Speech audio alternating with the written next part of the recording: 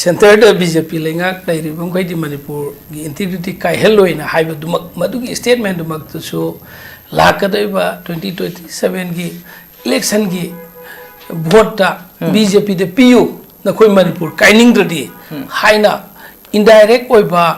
threat अमा ओइगद्रा नत्रगना प्रजादा अखोगी बीजेपी खक लेरगदी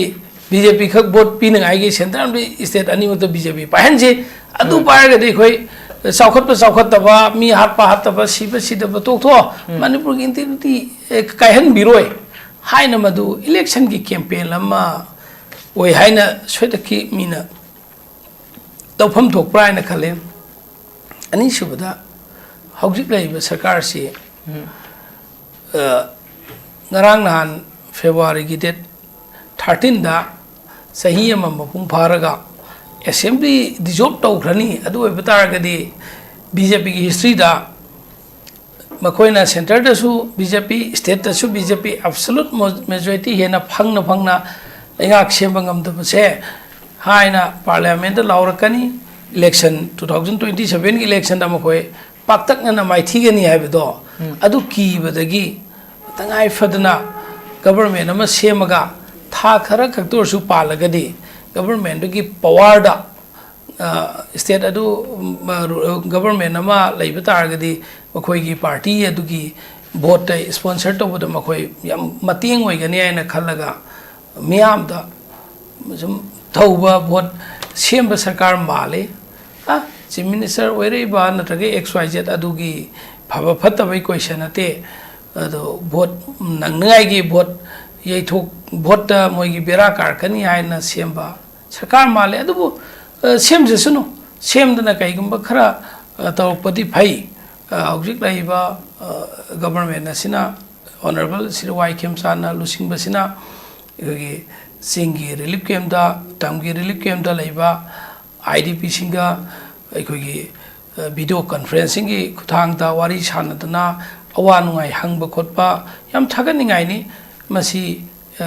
गवर्नमेंट अमगी हौजिक तौरिबसी याम फई अदुबु मसिमकना याम थुना अमी हेना नुंसी चानना शांति पुरकपदी ओइरसुनो अदुबु अखोइना खंजबदी सेंटर की बीजेपी की वाखलोनसी थमोय सेंगदबा माले मखोइना थमोय सेंगगदी मसी मतम याम चंगबगी अर्थ लेतबरा हाइना खले मरमदे इंडिया सी मिलिटरी दा पावर याम लैबा इंडिया सी यामना शक्ति लैबा मने न उरिबने अदुबो मणिपुर दा आइन काइबा खरा इखोगी इलीगल आर्म्स पाइरगा एंटी नेशनल ओइबा एंटी सोशल ओइबा अदुगा मदुंबा खरा तौरपसिदी मखोइना सबसाना थेंगनगे मदु कंट्रोल तौगे हारदी आई याम लूदबरा मरमदे मखोइ अचो मिशन क्यादा मखोइ माइ पाकना इंडिया की आर्मी सिंगना कंट्रोल तौबा याम यावख्रे इवन इंडिया दगी हेंदोक्तुना युमथंगनरिबा म्यांमारदा युमथंगनरिबा पाकिस्तान दा चलगा नारोन दा लोन चलगा अटैक तौदना नोंमै काप्सन मी क्या लालौबा हाटपा कोटुपा तौई हाइनेबा अदुगा अचौबा मोइगा यामना नागरेता थेंगाइनेबा पाकिस्तान दा अखोइगी ऑपरेशन सिंदूर की खुदांगदा लालौबा क्यागी केम थुगाइने क्लेम तौई अदुगा पिखरबा मणिपुर दा लालौबा क्या रही के लेब खरसी फजना मखोय पीस की लंबी पुरागा अखोगी शांति की टेबल लोसनबनी खंगदे नत्रगना कईगुम पॉलिसी मधु एंटी सोशल पोचिंगसी मखोयना कंट्रोल तौबद ngamgani khale du मखोई थमोई सेंगदबना तौदब्रा हाइना खले अदुना हौजिक थोगै स्टेटमेंट से बीजेपी ना इलेक्शन खोम नगाइगी मखोइदा वोट पियु हाइबगुम थोप माले मधु प्रजा सी अदु खांगना पंगबदी ओइदबनिना सा हाइबिरि दुनि मणिपुर की इरांग सिगी मनुंगदा अवाबा तारिबा सिगी दमक्ता असि हिंगना मांगख्रेबा सिख्रब्रा सिद्रिबा हिंगिब्रा खंगद्रिबा से मसिगी फौबा थिजनबिबगी लंगलालंगिन पुथोकपिबि वाफम दि लेत्रगा बीजेपी ना सेंटर द पाली कोई मणिपुर इंटीग्रिटी कायरोय सिदी बीजेपी ना पांद्रसु मणिपुर इंटीग्रिटी कायरोय BJP ने पान बदगिनी मणिपुर इंटीग्रिटी कायरिसे हाइबे वाफम से मैम हंगनरिमने खाइनरिमने मखोइगी लुसिंग मखादा तौबन हजि हजि यामना लाइबक थेब पाव हाइब तारे अखोगी मतम सांगना नारग लेरंबा अखोगी हंदक त अनौबा लेंगाक सिगी लुसिंगबगा अखोगी एयरपोर्ट चटपगी लंबी द थेंगनखिब अखोगी MLA बुंजांगिन बाल्टे अखोगी 56 थालोन गी MLA ngasi nungthin da leikhi dai bagi paw mi khoi social media sing dei khoi ji thengnari hab tare am noi ta paw news makata oi object ekoi pung manga khre hen bada numirang wai pung manga khre hen bada Delhi da hospital da leikhi tre honorable MLA ama asi mioi boina puaga nongmadi soidana maki ekoi sangsar thadoga chalani adubu manung matam sadana magi punsigi thaudang loiramdana satkibeduni miyamna पेंदब नुआइतबदो अदुबो अखोइगी मरक्तगी any XYZ any community ओइसनो मियोइबमा मणिपुरी मसामा मनुंग मतम सादना संसार थादोखिबा मतमदा अखोइ खुदिंगमकनसु मदो नुआइतबा माकु अखोइगी ईश्वरगी मफमदा ईश्वरगी खुयादा शांति ओइना लैबो ओइसनो आइबदो अखोइगी माइकैदेसु विस्पिजरी अखोइ औम थमजरी न हौजिक ngasi khanna naina bada yauriba BJP ki MLA ama khakna MLA doi maming thoina pallaroi ge hanai khoi congress sudum laijaram bane ato to party da sudum khra yauram ba MLA male ado haujina BJP da kon ba ngasi phaugi mikup da oiriba da BJP amaka thagalaga hairi tu hoi mana yauriba affiliation to ba party du ki interest da haiba oiram badi yai ado BJP maknani ko ngasi manipur da thoiba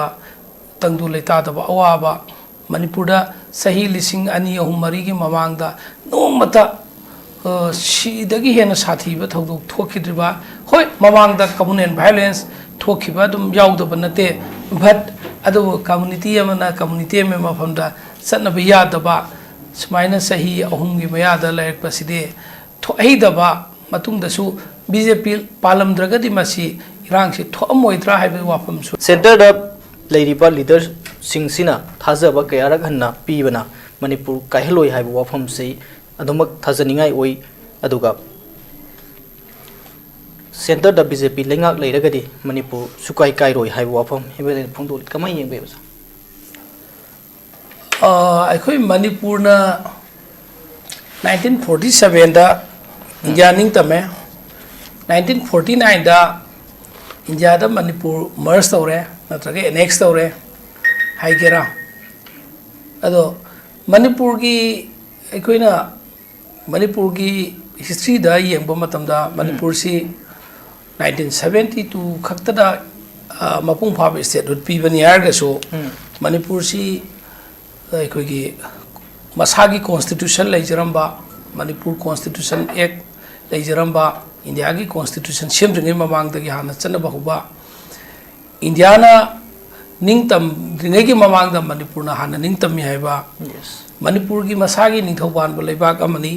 सही लिसिंग क्यागी history लेजब लैबा अमनी हाइना लैरकबसिदा ngasiदी BJP की सरकार लाकपदगी BJP की MLA Singh BJP government centre अमसुंग state पारकपदगी BJP की MLA ना मरोन थोगक पसी मणिपुर की इंटीग्रिटी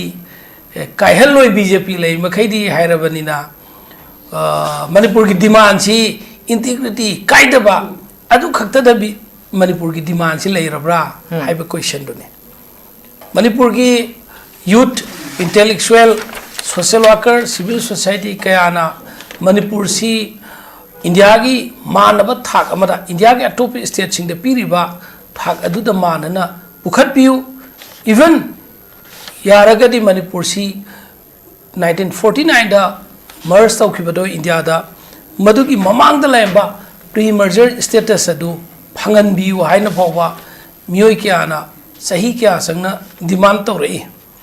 अदुगा मणिपुर सी अखोगी इंडिया की स्टेट सिंगी येंगरबदा अखोगी स्टेट मदरली ट्रीट तौवी मणिपुर की चाथुंग मरम चाना मपुंग फाब स्टेट अमदा फंगबम तौदु पीदी हाइनसु हाइरी अदुगा मणिपुर बु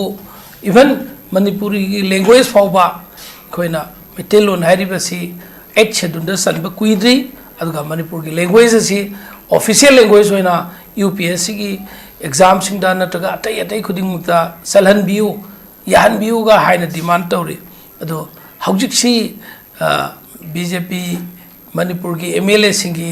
ꯗꯤꯃꯥꯟꯁꯤ ꯃꯈꯣꯏꯒꯤ ꯑꯁꯥꯁꯤ ꯃꯅꯤꯄꯨꯔꯒꯤ ꯏꯟꯇꯤꯒ꯭ꯔꯤꯇꯤ ꯀꯥꯏꯍꯜꯂꯣꯏ ꯍꯥꯏꯔꯦ ꯑꯁ꯭ꯋꯥꯏꯗ ꯑꯗꯨꯗꯤ ꯑꯩꯈꯣꯏꯒꯤ ꯑꯁꯥꯁꯤ ꯃꯅꯤꯄꯨꯔꯒꯤꯁꯤ integrity कायगद्रा कायबदु खक ओयदि मदु कायहनद्रगदि Manipur say anything everything यारे हाइबदोंद लाखप तारगदि खितंग लेवल सी कुमथब माले मणिपुर की मियाम की आशादुदि मणिपुर से इवन मपुंग भाबा निंगतम लेबाक अमगी थाक फंगद्रगसु मणिपुर से इंडिया की लेबि स्टेट सिंगदो अदुग मानब थाकता मदुदगी चांग तादबा थाक अमद लेनिंगाय होनबने अदो ngасidi sahi khrasida BJP na manipur gi asa si manglan si sumnagi integrity kaihan biroina BJP na haire haiba taragadi if BJP na taba atopa party na kaigumba sarkar pai khragadi center da natragi state ta pai khragadi manipur si kairani na khanbra natraga na hana BJP na taba ka pairing edadi manipur si kairambra natraga na manipur se BJP मखोई मसेना Manipur कायनगाय होनखि अदुबो हौजिति सेंटरना कायहन बिररोय नखोय Tumin लेरोय ना थेमे अदुना अखोय कायगदौ मानद्रे अखोय integrity लेगदौ माले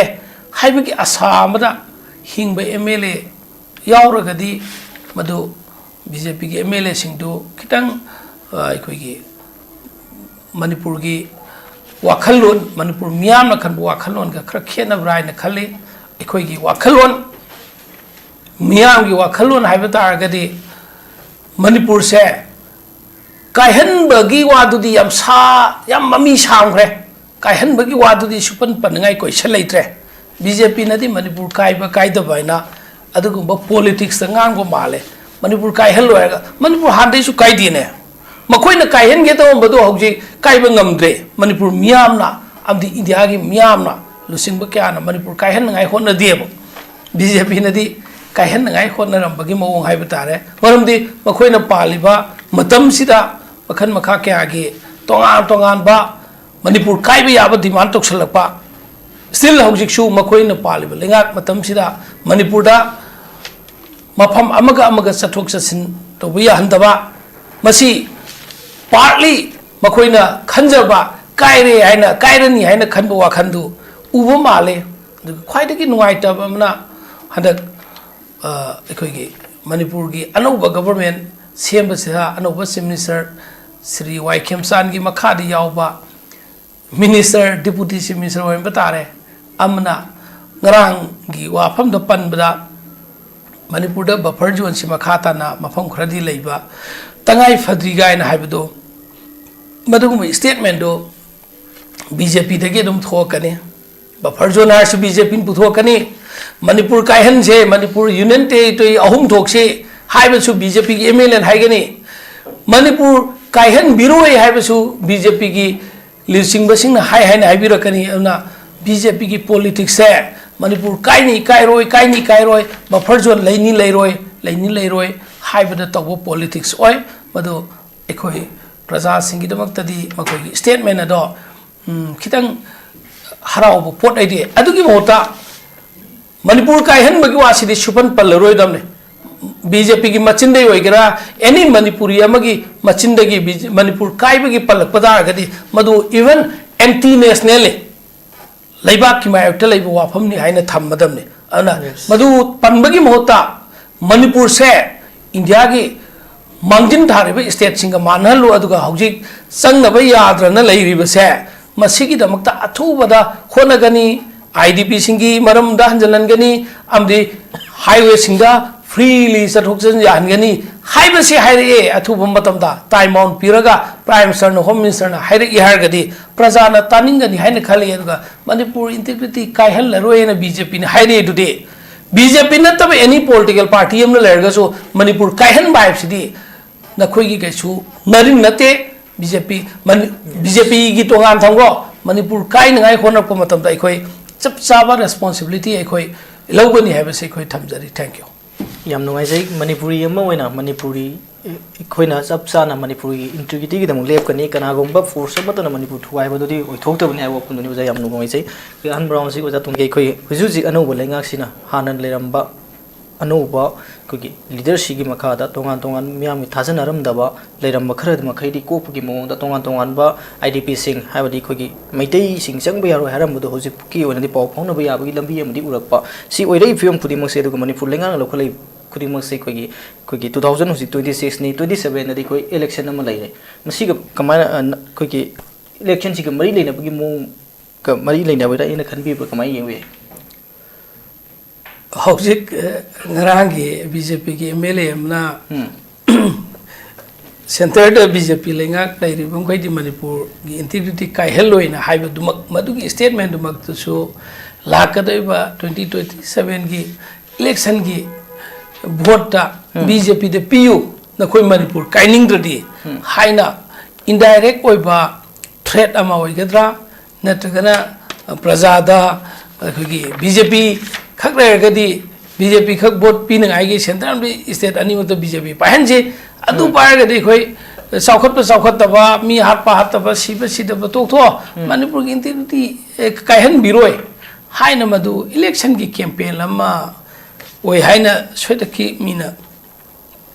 तौफम थोकप्रा हाइना खले अनि सुबदा हौजिक लैबा सरकार से ngarang nahan February की date 13 दा सही अमा मपुंग फारगा assembly dissolve तौखरनी अदु ओइ बतारगदी बीजेपी की हिस्ट्री दा मखोइना सेंटर दसु बीजेपी स्टेट दसु बीजेपी एब्सोल्यूट मेजॉरिटी हेना फंगना लेंगाक सेमबंगमदबसे हाइना पार्लियामेंट लाउरकनी इलेक्शन 2027 की इलेक्शन दा मखोइ पाक्तकना माइथीगनी हाइबदो अदु कीबदगी तंगाई फदना गवर्नमेंट अमा सेमगा था खरा खक्तोरसु पालगदी गवर्नमेंट की पावर दा स्टेट अदु गवर्नमेंट अमा लैब तारगदी मखोइगी पार्टी अदुगी वोट स्पॉन्सर तौबद मखोइ याम मतेंग ओइगनी आइना खल्लगा मियाम दा सम थौबा वोट सेम सरकार माले चीफ मिनिस्टर ओइरेबा नत्रगे XYZ अदुगी फबा फतबई क्वेश्चन अते अदो वोट नंगनाइगी वोट यैथोक वोट मोइगी बेरा कारकनी हाइना सेमबा सरकार माले अदुबु सेमजसुनु सेमदना कईगुंबा खरा तौरपदि फै हौजिक लैबा गवर्नमेंट असिना ऑनरेबल सिरवाई खेमसाना लुसिंगबसिना इगि सिंगी रिलीफ कैम्पदा तमगी रिलीफ कैम्पदा लैबा IDP सिंगा अखोगी वीडियो कॉन्फ्रेंसिंग की खुथांगदा वारी सानदना अवा नुंगाई हंगबा खोटबा याम थागनिंगाइनी मसी गवर्नमेंट अमगी हौजिक तौरिबसी याम फै अदुबु मसिमकना याम थुना अमी हेना नुंसी जानना शांति पुरकपदी ओइरसुनो अदुबु अखोइना खंजबदी सेंटर की BJP की वाखलोनसी थमोइ सेंगदबा माले मखोइना थमोइ सेंगगदी मसी मतम याम चंगबगी अर्थ लेतबरा आइना खले मरमदे इंडिया सी मिलिटरी दा पावर याम लैबा इंडिया सी यामना शक्ति लैबा मने न उरिबने दुबो मणिपुर दा आइन काइबा खरा इखोगी इलीगल आर्म्स पाइरगा एंटी नेशनल ओइबा एंटी सोशल ओइबा अदुगा मदुंबा खरा तौरपसिदी मखोइना सबसाना थेंगनगे मदु कंट्रोल तौगे हारदी आई याम लूदबरा मरमदे मखोइ अचो मिशन क्यादा मखोइ माइ पाकना इंडिया की आर्मी सिंगना कंट्रोल तौबा याम यावख्रे इवन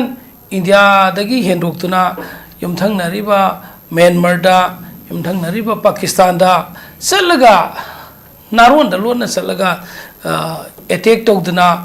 नोंमै काप्सन मी क्या लालौबा हाटपा कोटुपा तौइ हाइनेबा अदुगा अचौबा मोइगा यामना नागरेता थेंगाइनेबा पाकिस्तान दा कोइगी ऑपरेशन सिंदूर की खुदांग दा लालौबा क्यागी केम थुगाइने क्लेम तौइ अदुगा पिखरबा मणिपुर दा लालौबा क्याम लेमगनी के लैब खरसी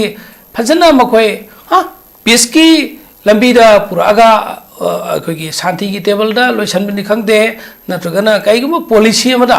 मधु एंटी सोशल होइबो पोचिंगसी मखोइना कंट्रोल तौबदा अदु ngamgani khale अदु मखोइ थमोइ सेंगदबना तौब ngam तौदब्रा इन खले अदु हौजिक थोगै स्टेटमेंट से बीजेपी ना इलेक्शन खोम नगाइगी मखोइदा वोट पियु हाइबगुम थोकु माले मधु प्रजा सी अदु खांगना पंगबदी ओइदबनिना सा हाइबिरि दुनि मणिपुर की इरांग सिगी मनुंगदा अवाब तारिबा सिगिदमक्ता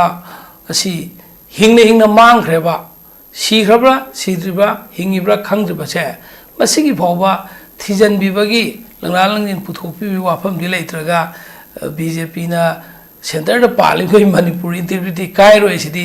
बीजेपी ना पांद्रसु मणिपुर इंटीग्रिटी कायरोय बीजेपी ना पानबदगिनी मणिपुर इंटीग्रिटी कायरिसे हाइबे वाफम से मैम हंगनरिमने खाइनरिमने मखोइगी लुसिंग मखादा तौबन हजि हजि यामना लाइबक थेब पाव हाइब तारे अखोइगी मतम सांगना नारग लेरंबा अखोइगी हंदकता अनौबा लेंगाक सिगी लुसिंगबगा अखोइगी एयरपोर्ट चटपगी लमीदा थेंगनखिब अखोइगी एमएलए बुंजांगिन बाल्टे अखोइगी 56 थालोनगी MLA ngasi nungthinda leikhi driver ki paw mkhoi social media sing dei khoi ji thengna heb tare amnoi to paw news makata oi object ekoi pung manga khre hen bada numirang wai pung manga khre hen bada delhi da hospital da leikhi tre honorable mla ama asi mioi boina puaga nongmadi soida namaki ekoi sangsar thadoga chatlani adubu manung matam sadana magi punsigi thodang loiramdana satkibeduni miyamna पेंदब नुआइतबदु अदुबो अखोइगी मरक्तगी any X Y Z any community ओइसनो मियोइबमा मणिपुरी मसामा मनुंग मतम सादना संसार थादोखिबा मतमदा अखोइ खुदिंगमकनसु मदो नुआइतबा माकु अखोइगी ईश्वरगी मफमदा ईश्वरगी खुयादा शांति ओइना लैबो ओइसनो आइबदो अखोइ गी माइकैदेसु विस्पिजरी अखोइ औम थमजरी एना हौजिक नसीगी खन्न नैनबद यावरिबा बीजेपी की एमएलए अमखकना एमएलए दो ममिंग थोइना पल्लरोगे हानाय खोइ कांग्रेस सदुम लैजरमबने अतो अतोप पार्टी द सदुम खरा यावरमबा एमएलए माले अदो हौजिना बीजेपी दा कोनबा नसी फावगी मिकुपता ओइरिबदा बीजेपी अमका थागलागा हाइरि तो होय माना यावरिबा एफिलिएशन तौबा पार्टी दुगी इंटरेस्ट हाइबदी ओइरमबदी याय अदुबो बीजेपी मकननी को असी मणिपुर थोइबा तंगदु लेतादबा अवाबा मणिपुर सही लिसिंग अनी अहुम मरी की ममांगदा नोमता सिदगी हेन साथीबा थौदोक थोखिद्रिबा होय ममांगदा कम्युनल वायलेंस थोखिबा दुम याउदबा नते बट अदो कम्युनिटी अमना कम्युनिटी में मफमदा सनब यादबा सुमाइना सही अहुम की मयादा लेरपसिदे थोइदबा मतुंगदसु बीजेपी पालमद्रगदी मसी इरांग से थोमोइद्रा हाइबे वाफम सोई थमजगे थैंक यू याम नुंगाइजै कुजी मखा ताबदा खोइ यानि सुबु राउंड से कोई